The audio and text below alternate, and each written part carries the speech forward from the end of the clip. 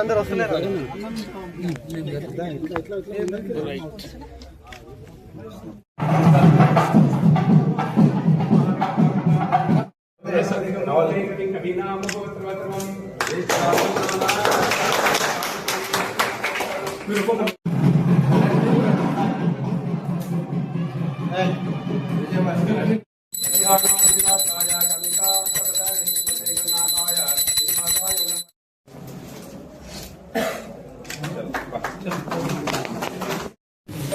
मार मार मार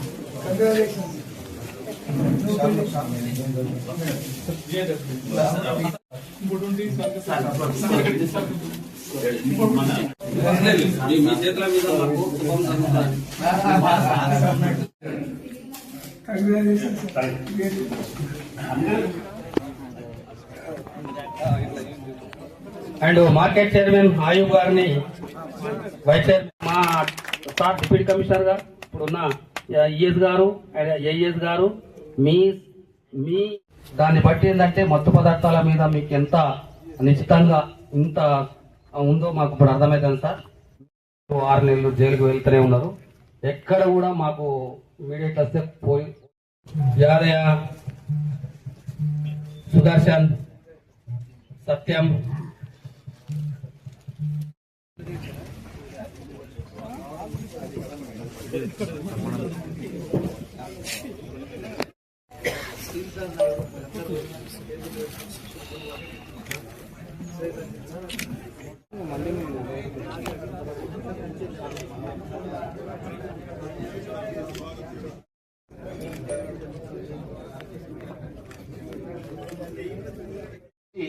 ఈరోజు గవర్నమెంట్ కూడా ఒక ముఖ్య వనరులుగా ఈరోజు మన ఎక్సైజ్ డిపార్ట్మెంట్ జరిగింది.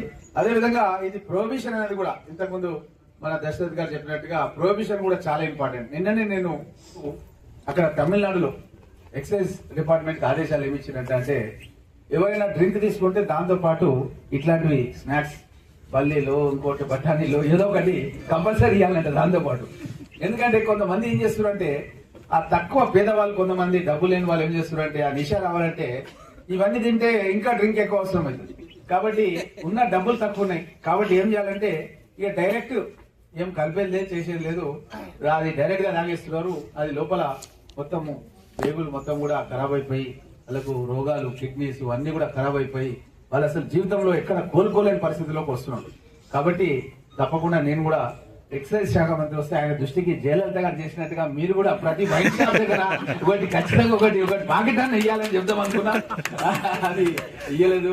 కాబట్టి ఇక్కడ ఔత్సాహిక కొంతమంది విష్ణు గిట్ వచ్చి టెండర్లు వేసారు. మీరు కూడా ఏమన్నా చూడండి, అక్కడ ఏమన్నా పెట్టుండి ఏమన్నా. మా దగ్గర చాలా మంది మా సైద్పల్లిలో నర్సిరెడ్డి అన్నాడు, కావాలంటే నీకు పంపిస్తా. ఆయన పండించిన కరోనా టైంలో కూడా ఆయన ₹1,00,00,000 టమాటా పండించి చాలా మంది కరోనా వచ్చినప్పుడు సేవలు చేశారు. మనం కూడా ఏంటంటే మన కళ్ళ ముంగల కొంతమంది చచ్చిపోతున్నారు.